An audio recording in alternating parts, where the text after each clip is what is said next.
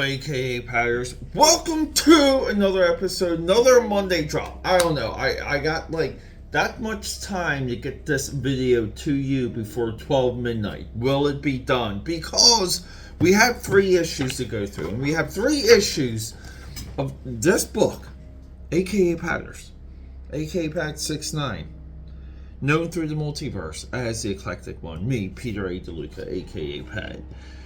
Rarely do I read something and I just say, you son of a gun, you should have been aware of this. You should have known about this. With your infinite comic book knowledge, this is something you should have known. AKA Patters, when you realize that, when you have a deep connection to a book, it makes you regret ever missing a book. It makes you regret not reading more books. It makes you regret a lot of things in life. Let me introduce to you this. I know it's on the thumbnail, and I know it's on the video headline. This Starlord right here. It's only 3 issues. 3 issues. Okay? 3 freaking issues. 1996 to 1997. Dane Lawless, this is our illustrator. He somehow perfectly complements our writer, Timothy Zahn. We know Timothy Zahn from Star Wars. Heir to the Empire, the true sequel to the Star Wars trilogy. The 2 of them, and as far as I know, Dane Lawless is still in the game. I believe he could be CG, and I believe he's actively within Comicsgate. But it's hard to tell sometimes with initial research. I did find an artist of the same name. Link to that Instagram profile down below. But this right here, this is some intersection of high-end plotting and high-end art. And sometimes you don't know where one begins and the other one ends. Meaning, are we working with a script? Are we illustrating? Is the writer making adjustments from layouts? The regularity of the wowness of Dane Lawless here is phenomenal. The connective tissue of bringing Starlord into like a new arena that you never anticipated. It's so deeply meaningful just when it comes to the what you can do within a story. Spoiler alert, this is a Starlord story, the original Peter Quill, that doesn't even involve the original Starlord. This is another slump getting involved with Starlord's armor, ship, and technology. So now we're in more of a deep dive. Where was Starlord within the continuity? What happened to him? He's been missing for 12 years. What happens after this? I have so many questions just from 3 simple issues. But it's a straight up definition of what you can do, period. You can create anything. And Timothy Zahn he's just a master of finding these crevices and building these characters up and giving them enough fantastic, weird, science fiction things to do. And by that I mean, flying a spaceship and blowing up files and fighting giant alien crime lords. That's everything within these issues. Now, I'm going to try and breeze through them. You guys do have the plot, and we're just going to go through them very quickly, but you have to see this artwork. You have to see it. AKA Patters, don't mind my logo work. Just logo concepts there. Let's just get into it. I mean, I don't know what else to do. So look, we said in the intro, this is not Starlord. This is a schlump, a mook that adopted Starlord's identity. So how do we get there? Let me show you. So we deal with what we think is a Starlord birth. We think this is a reboot or like a retelling or a reintroduction of where Star-Lord came from. That's not it. This is a child that's born with golden eyes. And you can see the mother. And this is what I mean by the artwork. Look, see, this is a expression, and this is a difference between Dane Lawless as an illustrator versus someone like Alex Ross. This expression is the free hand. You only get this level of expression when you can do it. Alex Ross needs photo reference. I think by this point in his industry, I mean in his career, he doesn't. But this is where, like, sometimes when you look at another artist's work, the faces look pasted on. And that's the point I want to get. But look at the control of shadows here.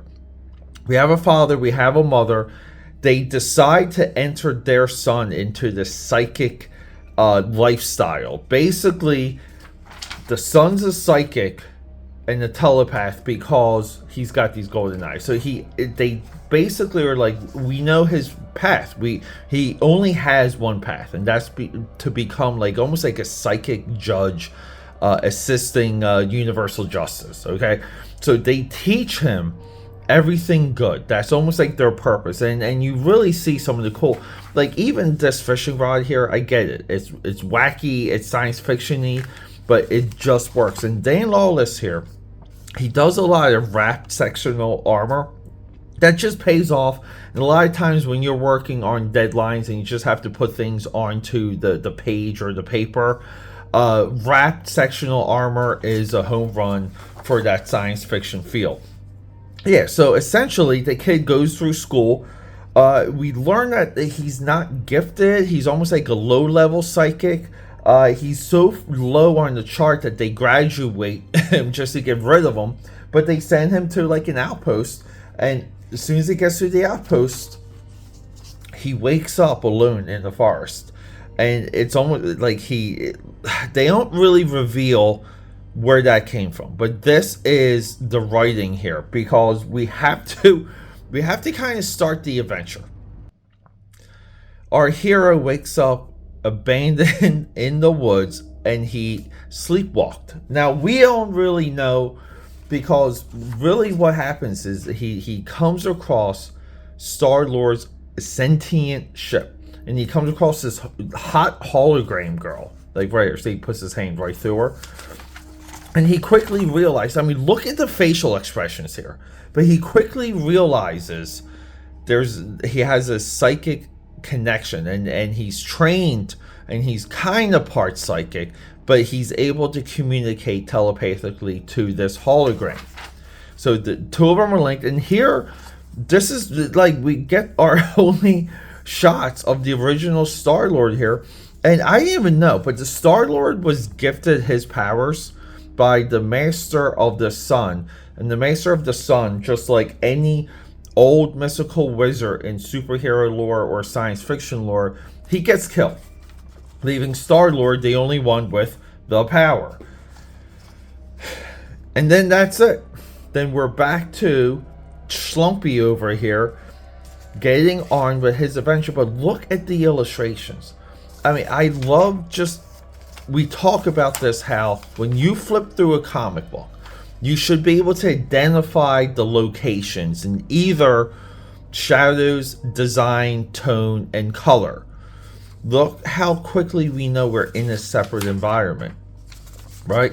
Blues, greens, not so much monochromatic, but very, very blue. And then we turn and boom, it's white. We know we're in a separate environment. Yeah. We get to the villain. So the villain, essentially, he's blackmailing people. He's a gangster. He's a smuggler. This is the villain's henchman, who also has amazing sectional armor here. And they're like, look, we got to follow this guy. So they're following him. They find him. They shoot out. They call these widgets, and widgets are parts of the ship. But with shooting down the widget and looking for their boy, they come across Star-Lord's actual ship. And because of that, this guy just throws on the suit. We saw it coming, and he's able to I don't know, fake it just enough to get these guys out of there, but they have the widget. Now, that is within the writing. We don't really see them taking it away. That's fine. But then we have this amazing battle through these mountains. And look at the design for the ship. And look at these like thrusters. It's insane. And my only criticism for Lawless at this point is that he doesn't fade his architecture into any type of atmosphere or like horizon, which I think would mask it not fitting in some of the environments that he put the architecture in. Now, that's only for his exterior architecture. What he does indoors works. But yeah, we have a space light ray battle. And then essentially we're like, hey, we're breaking out into the atmosphere because of the widget, right? They have the widget. The widget picks up their conversation, and we see that the widget basically is reporting back to the starship, and these guys are bad. They're blackmailing people. And let's get on with the story. I mean, look at this. Now, Timothy's on here. All right, he captions with captions everything that happens in issue 1 is right here. This is the importance. There's too many people today that say captions are meaningless. Captions mean nothing. Don't do captions. Please do not listen to those people, because this book alone, just through the captions and thought bubbles, it changes the story, and it does one thing.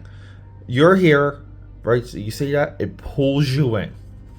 It pulls you in.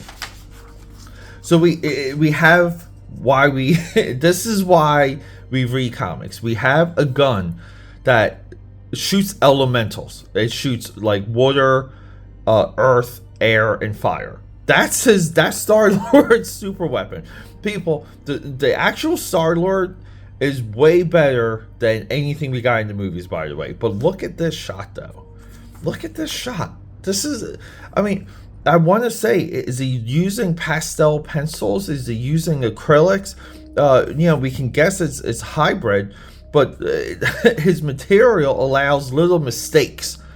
Think about that. Dane Lawless is visualizing everything he's doing on the page right here perfectly. So to get the attention of some of these people, Starlord has a brilliant idea to shoot Earth out of his gun and then blast it with water, making a giant ice meteor that they use their gravitational beams and push down into the world. And it just, I mean, you think this meteor right here would just like completely wipe everything out, but it doesn't. But look at these faces. Look at the hair. I just want to do nothing but look at this book. I love the improvisation he has with some of his faces. It's so legit, and he's so on point with the girl. The girl's name is like Roro, or like Aurora. It's Roro. He names her Roro because she's like, I need a name, blah blah blah blah. He's so consistent with her, and even when he tilts up the camera, I mean, he's maintaining her structure. But essentially, she's trying to regain her memory. She's trying to have recall, and she just kind of recalls an incident with a black hole. And this is the only hint that we have to what happened to the real Starlord, where the real Starlord potentially could be somewhere like lost within the black hole. And for her, it was minutes, and for him, it was 12 years. We have a distress call, help us, volcanoes exploding. Perfect comic book scenario. Our hero, whenever you do a comic that involves heroes with like absolute superpowers, they have to stop something involving a volcano. It's just comic book science. Yeah, so essentially, the real Starlord can fly. He doesn't fly because they use gravitational beams. Getcha, okay? We're going to use that all the way into the 3rd issue. But what they do, there's a little bit of back and forth. And just look at this artwork. They're stopping the lava flow in a couple different methods, ending with a giant blast water stream coming from his gun that saves it, but he's distraught. And the reason why he's distraught, and this is what makes this guy a real hero, and look at the freaking hair. Look at that face. He is distraught because hundreds of people died, and he doesn't care that his efforts saved tens of thousands of people, but he lost a few hundred, and he can't live with himself, and he wants to give up. And they see him. He throws the uniform at her, and look, it's just, it's almost like too good. The shadowing here, the expressions, the hair, the girl, the background, the gradation with the shading here. Like, even he tries to get these effects with the hair, and it's a failure, but it freaking works. Like, even here, just the way he's blocking some of these shadows, because again, she's a hologram. Her hair is not 100% like real.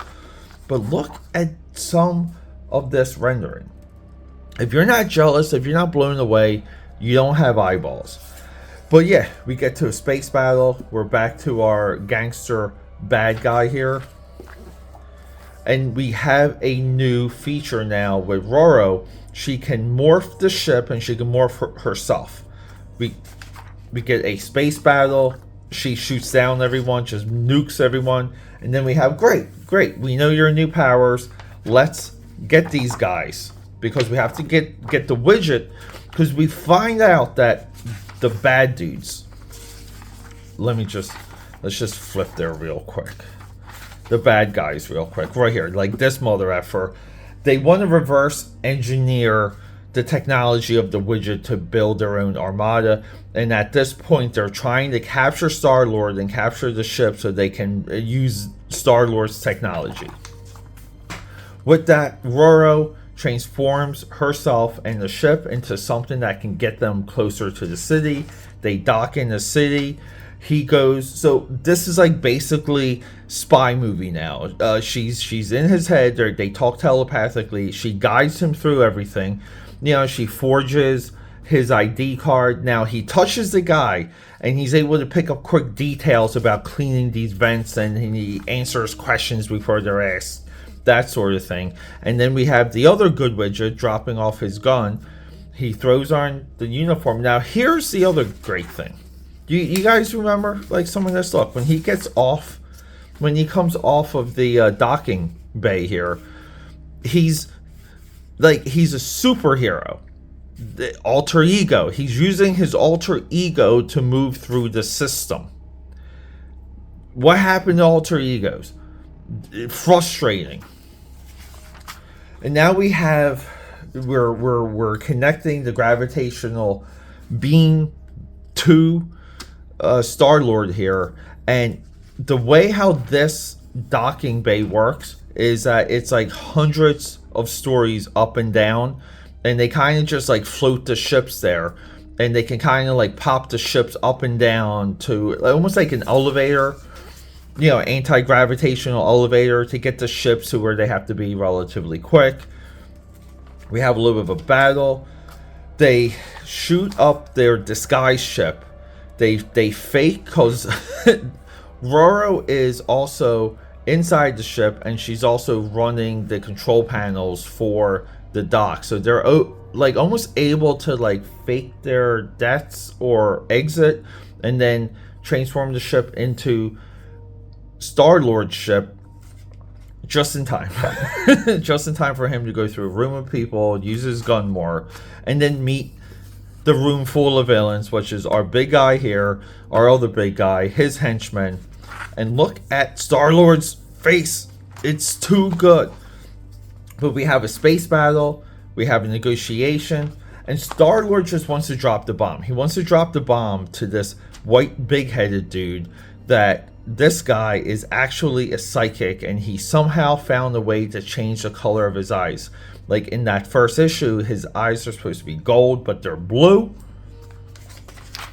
He drops it, and the beautifully designed and executed giant whitehead dude He's like, look, I just signed a contract with him, but I did suspect something because, this guy's like too good. He knows too much. So he's relatively been reading everyone's mind, manipulating them. And then we have the original dude, the schlump. We have his parents from issue 1 come in as hostages. He's like, how did you find them? He goes, well, like the guy from the other planet that... the trader that left, well, we found his real parents and we thought we could use them. So here they are. And here's a great gag. And this is what I mean by plotting. So in issue 1, when the henchman shoots down the original widget, right? He shoots down the widget.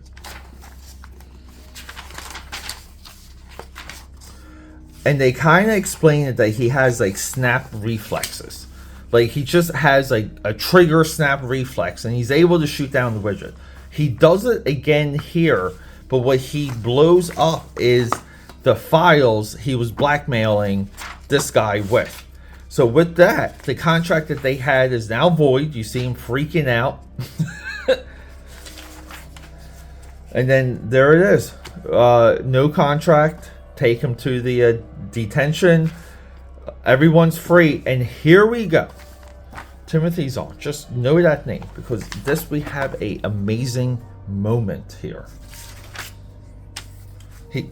His parents are like, hey, the other guy that was on the ship, our son. Like, you say our son's on the ship, and he's like, no, well, we dropped him off somewhere safe. So he goes to shake their hands, and by touching them, he reads their minds.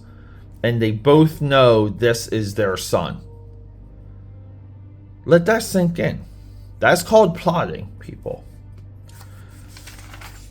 And then we're off. We're off to another adventure. February 1997. I have no idea what happens before this, after, but it's a 3-issue mini. This might be the best work like within that year, within 96, 97. I don't know another short run or 3 issues or miniseries as impactful as this. This is cheap, aka Padders. It's cheap. Go get this and just keep it underneath your pillow at night and just keep it rolled up. And like, if you own this and it doesn't have dog-eared corners, you're not doing your job. Never get this slabbed. In the book, aka Padders. Thank you for sticking with me for another comic book presentation. I love when I get comments and people are like, you don't read enough comic books. Clearly, you don't know what you're talking about. Clearly, you're stupid, aka Pad. That's true, by the way. But guess what, though? We read those comics. We think about them. We talk about them. We live them. Come at me more with those comments. I love it. And I guess like that's a little bit of what's happening here on the YouTube channel. And these people leave comments also on Facebook pretty regularly that disparage me. People, I put in the work. No one works as quite like me. No one works as hard as me. All day, all night, we kick down those doors. We're committed to the cause. And what that cause is, getting back to the core of what makes a comic book great. If any of you take that away from any of my videos, if you're inspired by anything you see me do and you sit down and you do it, we've already won. Think about that. AKA Pat here, subscribe, support. Do something with the channel. Give me a comment. Give me a thumbs up. Give me a thumbs down. Just do something. Love you guys.